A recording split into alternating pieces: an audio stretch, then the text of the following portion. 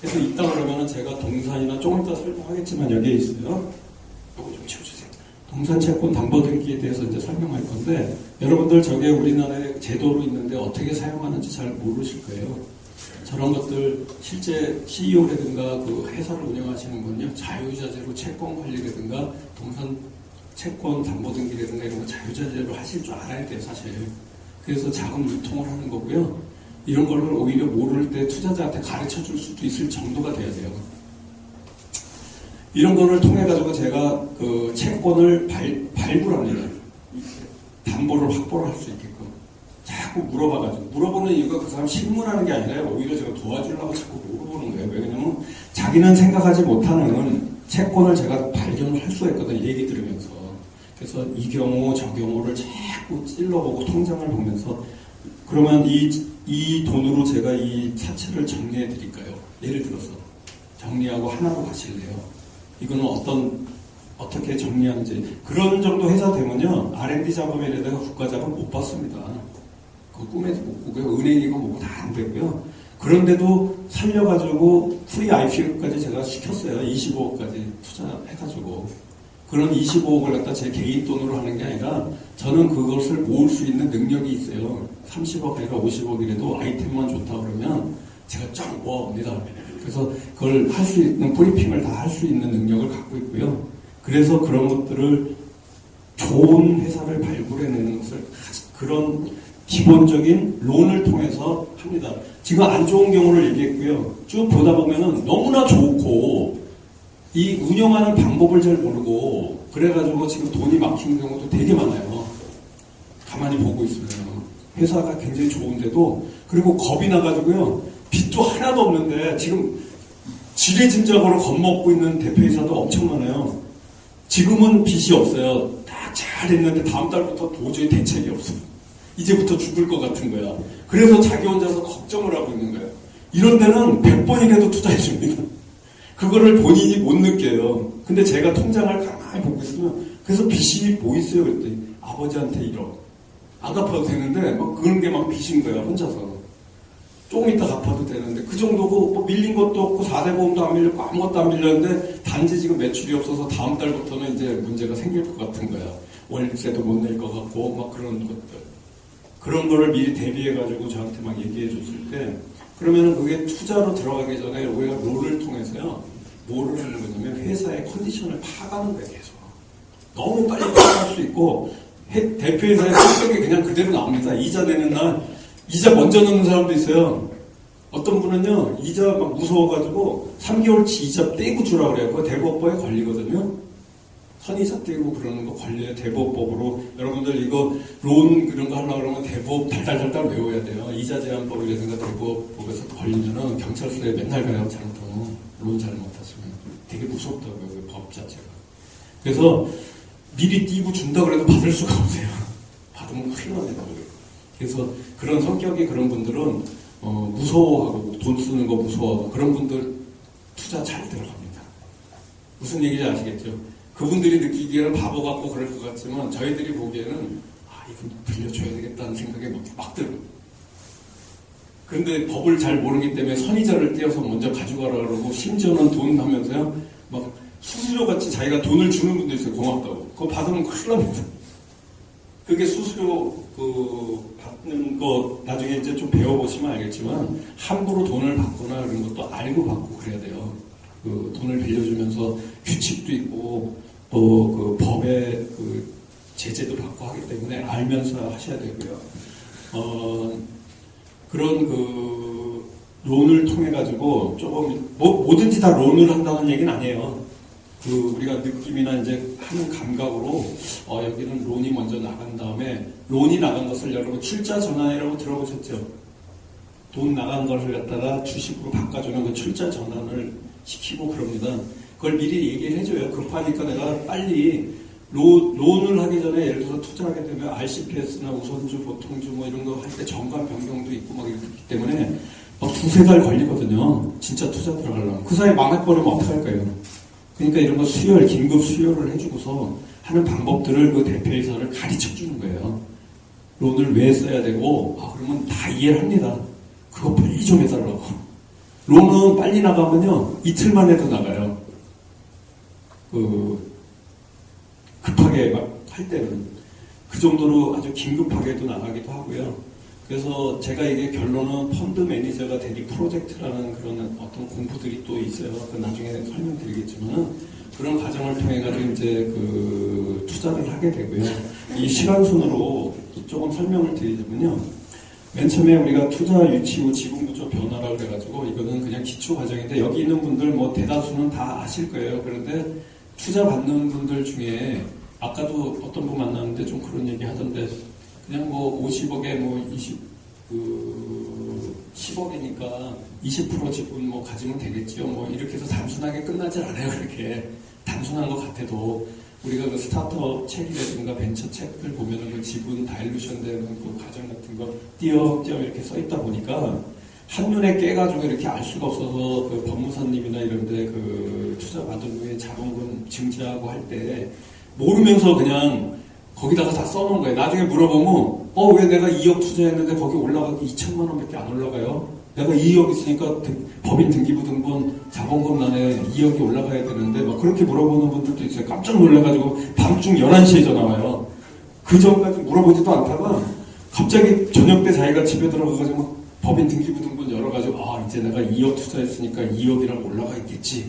딱 근데 2천만 원도 안 올라가 있으니까 깜짝 놀라가지고 나머지 돈은 어떻게 하려고 그러냐고 막 난리가 난다고요. 그거 전화로 어떻게 설명합니까? 듣지도 못하고 막 주발처가 뭔지 뭐 그래서 4단계에 지분 다일루션하고 내가 들어갔을 때 상대 파운더라든가 코파운더들이 어떻게 지분 구조가 변하는지 그 공식 4단계가 정확하게 있어요. 여러분 그것만 보시면요. 어디 가서 무슨 투자를 하든지 투자 유치를 받든지 투자를 하든지 혼자서 가만히 계산할 수 있습니다. 앉아가지고 내가 투자받는 회사 같으면 프리머니로 얼마를 했으니까 혼자서 막 계산 다 해놓고 합산해 가야지. 상대 투자자는 그거 프리머니인지 포스트머니인지 계산 다 하고서 갖고 노는데 혼자 프리머니 막 얘기하고 있는데 네이버에 막 치는 거야. 혼자. 그때부터 공부해요. 얘기 듣고 단어 듣고서. 그런 분 내가 봤어요. 지금 뭐 하세요? 그러면 프리머니가 왜 영어로 해야 돼요? 한글로 해야 돼요? 영어로 치면 안 나오고 한글로 치면 나오고 별로 없거든 그게 내용들이. 그날 그 자리에서 그거 인터넷 검색해가지고 본다고 알 정도의 그 정도는 아니에요. 좀 공부 좀 하셔야 되는 거고 지분 변화들을 그래서 지분이 어떻게 희석되는지 자본금은 뭔지 주발처가 뭔지 이런 것 기본을 이제 제가 또 가르쳐 드립니다. 투자 계약서 아까도 얘기했지만 처음 했을 때 투자 계약서 잘못했다 그러는데 지금 우리가 보통 벤처 캐피탈에서 투자 받으면요 투자 계약서 한 30페이지 됩니다. 그거 읽어보면 깜빵 갈 것 같아요. 투자 받으면 뭐 무조건 그거대로 진술과 보장 지키려고 그러면 큰일 날 일 굉장히 많거든요. 위약보라고 위약금 뭐 제재 조항도 많고 근데 이거 8페이지로 쫙 줄여놓은 게 있습니다. 제가 만든 건 아니고요. 500 스타트업이라고 그래가지고 미국 스타트업 지원하는 그런 아시잖아요. 500 스타트업. 그런 데서 이제 우리나라에도 500 김치라는 걸 만들었어요. 대리점식으로. 그래서 거기하고 세월이라는 스타트업 전문 법무법인하고 같이 아주 콤팩트하게 8페이지로 만들어 놓은 것들 제가 소개하고 이제 해설도 해주고요. 그거 간단히 읽어보면 아무리 큰 100억짜리 계약도 그걸로 하시면 돼요. 30페이지 안에도. 누구든지 솔직히 말해서 읽어보면 투자 받는 측이나 피투자자나 투자자나 전체가 다 이해를 해야 되잖아요. 30페이지를 보고 서로 반백기 이해 못했는데 도장을 찍는다고요, 지금. 사실 다 찍은 다음에 물어보면 이 조항이 뭐예요? 태그 언론 그런 것도 몰라요. 동반매수권, 매도권 이런 것들 나중에 도장 다 찍은 다음에 설명해. 무슨 얘기냐면 찍기 전에 좀 물어봐야 되는데 찍고 나면 그때 정신이 나나 봐요. 바꿀 수도 없는데 그때 생각해보면 이런 게 있어요? 이런 게 있어요? 임원 선임권 거기다 써놨거든요? 근데 임원 안 된대 대화하다 보면 그 계약서 읽어보세요. 나 이사로 들어가 올려주셔야 돼요. 아무나 요청하면 올려주게 거기 다 써있는데 무조건 찍어. 우리 계약할 때 다 그러잖아요. 그래서 8페이지로 이런 것들을 정확하게 할 수 있는 것들 다 있고요. 요청 서류 목록이 뭐냐면 제가 투자를 했어요. 지금 이게 투자 회사 입장에서 들어보면 좀 기분 나쁠 수도 있는데 그래서 원래 이 책 이름이 투자자의 힘이에요. 투자자가 투자하고 나면요 힘이 없어요. 사실은 돈 주고 나면 여러분 그 투자 회사가 힘이 훨씬 셉니다. 그 다음에 뭐라고 할 방법이 없어요. 그리고 상대 안 하기 시작하면요. 아까 제가 주식 사가지고 그냥 가세요. 그거 똑같은 거예요. 그냥 주주명부에 올라가고 명의개설하고 난 다음에 무슨 얘기 할 것 같잖아요. 우리한테 투자하시고 사줘서 감사합니다. 뭐 저녁이라도 드시고 가시죠. 뭐 이럴 것 같죠. 여러분 라면도 안 줍니다. 커피도 안 줘요. 어떤 데는 가면요. 저한테 커피도 안 내와요. 왜 그러냐면 2천만 주씩 사가지고 왔기 때문에 사람 취급을 안 하는 거예요. 그래서 이름 딱 쓰고 나면요. 그냥 가세요 그래요. 그래서 제가 뭐 좀 느낌 있잖아요. 난 여기다가 2억 3억 투자를 한 거나 똑같은데 거기서 커피도 안 주고 그냥 가래. 그럼 여러분 멀뚱해가지고 그냥 와야 돼요. 이거 가야 되는 건지 말아야 되는 건지. 그래서 이런 과장들이 있는 겁니다. 저는 바로 뭐라 그러냐면요. 전 레파토리 너무 많아요. 2박 3일 동안 회장님 그 방에서 안 나오고 대화 나눌 자신 있어요. 아무리 가라 그래도 뭐라 그러냐면 제가 가만히 찐득이 같이 붙어 있어요. 그냥 의자 앉아서. 커피 좀 주십시오. 그래요, 제가. 그러면 여러분, 우리나라 정서에 아무리 안 줬더라도 이거 뭐 주주한테 커피도 안 주고 그러십니까? 저 커피 마시고 싶은데 좀 주십시오. 정중히 그런다고요. 그러면 그때서야 누구 빨리 커피 갖고 와봐. 벌써 대화가 풀렸죠. 안 풀렸는데 그게 풀리는 거예요. 내가 그냥 요청했기 때문에. 그런 다음에 제가 슬슬 얘기합니다. 제가 이제 정식 주주가 된 것 같은데요. 저 회사 좀 서류나 이런 것 좀 관계 서류 좀 보고 싶은데 뭘 본다고 그럽니까? 그러면 제가 상법 몇 조에 해가지고 주주는 열람할 열람 등사할 권리가 있는데 주주총회 의사록, 이사회 의사록, 구속명세서, 재무제표, 영업보고서, 감사보고서, 주주명부, 정관 이런 거 전부 좀 한번 봐야 되겠습니다. 5년치만 좀 가져와 주십시오. 법으로 돼 있어요. 5년치 보게끔. 지점은 3년. 근데 이거에 주주가 갔을 때 저기 빛이 되는데 어디 있습니까? 빛이 돼 있지 않은데 과태료 500만 원 사항이에요. 법무부 상사 법무과에 제가 신고하면요 500만 원 과태료 물어요. 무조건. 몰라요 그런 거를. 그러면 뭐라 그러냐면 기분 나빠서 그때 커피 먹다가 갑자기 변호사한테 전화가 옵니다. 이런 사람이 와가지고 뭐라 그러는데 이거 해야 돼요. 그럼 변호사님이 막 찾아요. 지금 보여줘야 될 것 같은데요. 보여줘야 됩니다. 그래서 여기서부터 얘기하다가요. 제가 안 되면 그냥 종이 준비해 갔던 요청 서류 목록이라는 게 있는데 그거 A4 용지 한 장만 놓고 갑니다. 오늘은 제가 처음 인사했고 이렇게 다투고 싶지 않아서 놓고 가는데 지금부터 이 서류를 갖고 변호사님 많고 회계사님 많고 세무사 전문인들이 많으니까 3일 동안 검토하시고 저한테 회장님 3일 안에 꼭 전화하십시오. 기다리겠습니다. 제 눈빛 보면요. 눈 하나 깜짝 안 합니다. 아무리 1,000억 아니라 2,000억짜리 갖고 있는 회장님이 이렇게 법으로 그렇게 주게 돼 있기 때문에 제가 3일 있다가 꼭 전화 드릴 겁니다. 전화 안 하면.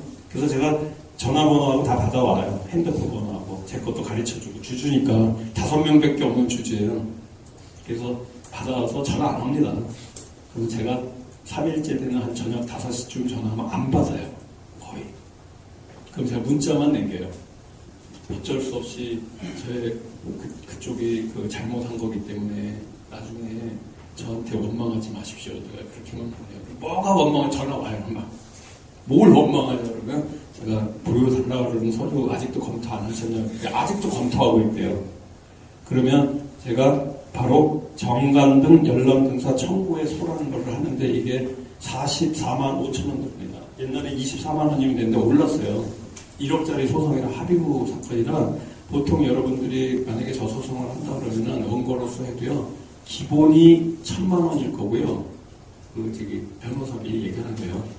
보통 1,000만 원일 거고 성공 수수료로 아마 꽤 달라고 할 거예요.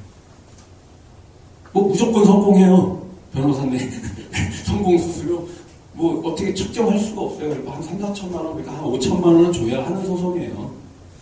간단한 소송이라도 회사 소송이기 때문에 그렇게 만만하게 안 합니다. 근데 저거는 거의 웬만하면 이겨요. 그거 하시면.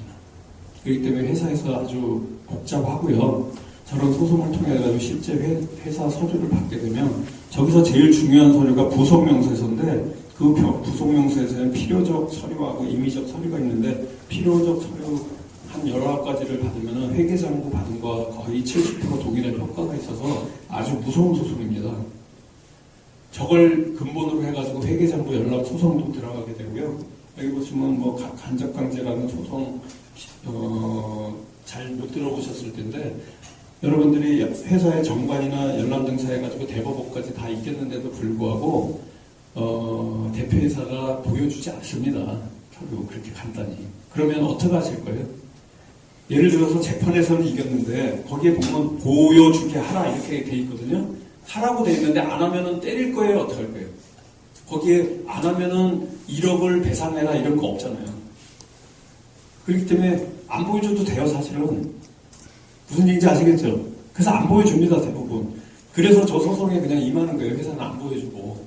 그래서 바로 간접강제라 그래서 강제하게 하에 제가 1일 뭐 200만원, 1일입니다. 안 보여주면 원고에게 1일 200만원씩 줘라 그래가지고 지금 현재 12월 11일부터 카운트 한번 해보세요. 제가 받고 있는 게 있거든요. 그런 것도 지금 있습니다. 아직도 안 끝났어요. 이런 간접강제 신청한 사건이 하나 있는데 그런 것도 있고 왜 안 보여줄까요? 200만원씩이 하루에 매일 올라가는데 저 자고 나면 200만원 봅니다.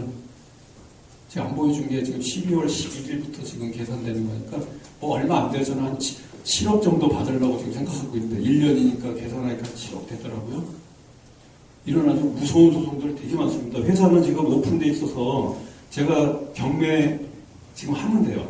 지금도 부동산에다가. 근데 안 하는 이유가 왜 그럴까요? 하루 자고 나면 200 올렸는데 왜 오늘 합니까? 어디 팔 것도 아닌데 그냥 가만히 놔두는 거예요. 이사회사록 열람등사 신청은 비송사건이라고 해서 소송이 아니고요. 비밀스러운 그 소송이라 저 소송을 하게 되면 지금 이렇게 방청객이 있으면 판사님이 이렇습니다. 채권자 조홍서 씨하고 사건본인 회사 주식회사 어디 대표회사 두 분만 빼고 나머지 다 나가십시오. 그래요. 지금 하는 소송은 비밀스럽게 해야 되는 소송이기 때문에 관람을 하실 수가 없습니다. 다 나가주십시오. 이런 소송 한 번도 못 해보셨죠? 거기 계신 분들이 다 나가요. 그리고 판사님하고 딱 2명만. 왜 그러냐? 이사회 의사록이라는 것은 이사들의 회사에 아주 긴급한 자금이라든가 이런 관련된 거기 때문에 외부로 노출되면 안 되기 때문에 들으면 안 되는 거예요. 물론 그 소송을 한다고 해서 이사회 의사록이 왔다 갔다 하는 거 아닌데 대화 내용들이 그렇습니다. 아주 깊숙하게 대화를 해야 되기 때문에. 근데 이 소송은요. 인지세가 1,000원이에요. 1,000원. 제가 내는 돈이 1,000원인데 판사님이 3명이 나오고요. 보통 한 3번 나가야 되니까 한 번 할 때 얼마? 계산이 9분이니까 얼마예요? 100원? 110원 꼴이에요. 한 분이 인건비가. 근데 상대방 회사는 1,000만 원 냈습니다. 지금. 저는 인지 1,000원 냈는데 상대방 회사나 변호사 선임해서 1,000만 원 해가지고 온 거예요. 지금. 그 대표회사가 내가 낸 인지대를 아마 알고 나면 기절을 할 거예요. 대부분 모르고 그냥 끝나요. 나도 한 500만 원 낸 줄 알아요. 그분. 근데 실제는 여기 써있지 않거든요. 소송하면서 얼마라고. 그래서 변호사님이 가르쳐주지 않고 그냥 지나갔다 그러면 얼마에 소송한지도 모르고 그냥 지나가는 소송이고요. 과태료 부과 신청은 회사를 하면서 여러분들이 그냥 잘 좋은 주주를 만났기 때문에 조용한 거지 실질적으로 좀 과태료라든가 이런 사항들을 정확히 아는 주주를 만나면요 회사 운영하기 정말 어렵습니다. 한 30여 가지 500만 원 과태료 문사항이 빈번하게 일어납니다. 어마어마하게 많아요. 여러분들 그냥 주주도 모르고 여러분도 모르니까 그냥 끝나는 것이 알고 나면 그 다음부터 회사 하기 싫을 정도로 무섭게 과태료 사항들이 굉장히 많아요. 회사 운영하시면. 또 대표이사가 잘못했을 때 어떻게 이사 해임을 시킬 수 있는 이런 방법들 회계장부 열람 등사 청구해서 많이 들어보셨죠? 주주가 거의 이겨요. 전략적으로 하셔야지 물론 이기지만은 저는 여기까지 회사보다는 주주가 이기는 걸 더 많이 봤어요. 지는 경우는 전략이 없어서 그런 거고요. 전략적으로 저 주주 회계장부 열람 등사 청구해소에서 이기는 방법들 제가 많이 알고 있습니다. 그래서 M&A를 많이 하신 분들하고 제가 대화를 많이 나누거든요. 실제 M&A 하신 분들 중에 저걸 또 못 해본 분도 많아요. 이론으로만 알고. 그래서 이런 것들 보통 대화를 나누면 집니다. 웬만하면 힘듭니다. 이러는데 그렇지 않으면 실제 하고 나면은 상당히 그 깊숙하게 들어가게 되면은 회사 운영하는 거에 거의 여기서 다 배우게 돼요. 이거 하나 갖고도 경영하는 걸. 네. 그 주주가 장부를 인감하는 권한이 네. 주주의 그 3%. 아, 3%. 그래서 뭘 물어보는지 제가 알겠습니다. 눈빛을 보니까 3%입니다. 3% 이상이면 다 네, 그게 소수 주주권이고요. 그 밑에는 단독 주주권이라고 있어가지고 저건 소수 주주권 3%고요. 단독 주주권은 한 주만 가져도 할 수 있는 소송들이 있어요. 이런 것들. 이사회 의사로 변하는 의사 신청은 한 주만 갖고 있어서 3% 이상 5%나 10%는 네, 상관없어요. 그렇기 때문에 여러분이 생각하시기에는요, 51대 49, 그래도 49%, 51%를 가져야지 내가 뭘 행사를 한다 이렇게 하는데 저는 관계 안 합니다. 무슨 얘기냐면요, 1% 한 주만 가져도 나는 그 회사를 장악했다고 생각하는 사람이에요. 무슨 얘기인지 아시겠죠? 공부를 정확히 해보시면요, 제 말이 무슨 말인지 알아요. 그래서 저는 뭐 돈으로 따지면 주식 많이 갖고 있고 싶지만 권리로 따진다면 1% 한 주를 갖던 1%를 갖던 3%를 갖던 50%를 갖던 90%를 갖던 상관 안 합니다. 무슨 얘기인지 아시겠죠? 그걸 상관한다면 제가 물납이라는 거 하겠어요? 3%, 2%, 1%를 사가지고 상관 안 한다는 거예요. 돈으로 금전으로 환산하고 엑시트하고 나올 때는 많이 가지면 제가 돈을 많이 환산해서 가지니까 좋지만 권리로만 따진다면요, 어떤 회사 뭐 달라 그러면요, 제가 예를 들어서 운영해달라 그러면 저한테 1%만 주세요. 많이 주면 소속주주권 하려고 오늘도 무슨 주식 얘기했는데 6% 얘기하고 뭐 그러길래 제가 2%만 주세요 그랬습니다. 똑같아요. 뭐 권리는 그 회사에 관리하는 거는 처음 들어보셨죠? 이런 거 책에 안 써있거든요. 근데 내가 이거를 직접 경험을 해봤기 때문에 이렇게 자신 있게 얘기하는 거예요. 자, 이제부터 보전 처분이라고 있는데, 보전이 무슨 얘기냐면, 우리 그 동해물과 백두산이 마르고 닳도록 애국가에 보면 길이 보전하세 이렇게 돼 있잖아요. 그거와 같이 채권을 갖다가 본안 소송하기 전에 확보하는 방법 중에 하나가 부동산 가압류라든가, 근데 여기는 이제 그 회사 소송이라든가 회사 벤처 스타트업 관련해서 하기 때문에 제가 따로 뽑아놨는데요. 부동산 가압류를 왜 하는지를 알고, 저는 제 손으로 가압류 소장 제가 써가지고요, 전자소송해가지고 그냥 끝내버려요. 그거 쓰는데 보통 한 30분도 안 걸립니다. 왜냐면 패턴이 다 있기 때문에 이름만 바꾸면 되지. 무슨 얘기인지 아시겠죠? 소송 처음 쓸 때 오래 걸리는 거지, 변호사님들도요, 소송하게 되면요, 여러분이 맡기면은 실제 하는 거 한두 시간에 끝낼 수 있어요, 맨날. 왜냐면 패턴이 똑같아서, 우리 형사나 똑같은 거예요. 저기 뉴스 보면은 형사님이 이렇게 뭐 지우죠. 패턴은 똑같고 사람 이름하고 패턴만 몇 개 바꾸면 돼요. 그렇기 때문에 30분도 안 걸려요. 똑같습니다. 부동산 가압류 하는 거요, 되게 쉬워요. 부동산 처분금지 가처분 같은 건 어디다 쓰는지 앞으로 제가 이제 설명을 좀 드릴 거예요. 가처분이나 저 가압류는 기각당할 확률이 굉장히 많은 것들인데, 주식 처분금지 가처분, 여러분들 예를 들어서 내가 CEO인데 돈을 빌리거나 투자를 하는데 상대방이 너 주식을 좀 맡겨라, 주담이라고 그러죠. 주식담보. 그랬을 때 돈을 안 갖게 되면요, 투자도 못 받게 만드는 방법 중에 하나예요. 지금도 제가 그런 회사가 하나 있거든요. 저 때문에 못 받고 있습니다, 지금. 투자자만 오면 저한테 와요. 무슨 얘기인지 아시겠죠? 여러분이 몰래 회사 팔아먹고 도망가고 투자 받고 도망가고 하지 못하게 만드는 방법이에요. 그냥 매일같이 그 사람이 투자 받는지 안 받는지 여러분이 어떻게 알 거예요? 그죠? 전화 안 하면. 근데 제가 제3 채무자로 회사를 해놓고요, 그 대주주나 그 특수관계자 주식을 다 처분금지 가처분 해놨기 때문에 만약에 넘기게 되면 회사에서 다 책임져야 되거든요. 그렇기 때문에 회사에서 투자 받으려고 그러면 저한테 맨날 전화 옵니다. 그거 투자 받아도 돼요? 그거 투자 받으면 인감 갖고 오실 거예요. 무슨 얘기인지 아시겠죠? 제가 거기 투자해놨기 때문에 내 투자금을 엑시트하고 나오기 위해서 연락을 해놨습니다, 회사에. 누군가 투자를 하거나 주식이 변동이 있을 때 나한테 꼭 얘기해라.